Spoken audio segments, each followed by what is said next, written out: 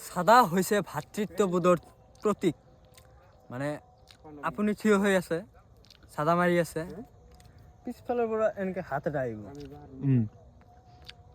দাদা অলপ হ'ব নেকি মানে আপুনি যে দিলে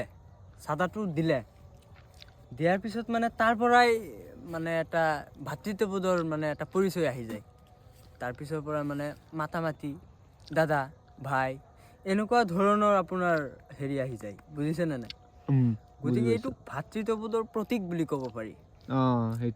এইটো আকৌ দিলে কিন্তু গুণ আছে এইটো জানে নাই আপুনি ধৰি লওক পৰীক্ষা হলত বহিলে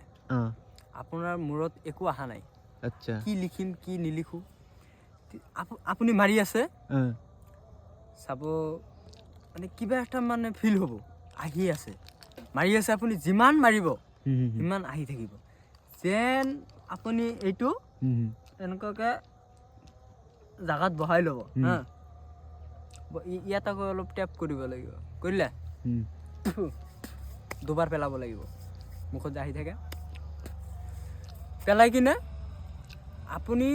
এইটো দিয়াৰ মাত্ৰই মানে কলমটো আপোনাৰ আৰু মানে এক্সট্ৰাকৈ তুলিব নালাগে কলম আপোনাৰ হাতত আহিব অট'মেটিক লিখা আৰম্ভ হৈ যাব বুজিছেনে এইটো হ'ল আপোনাৰ সাদাৰ গুণ থেংক ইউ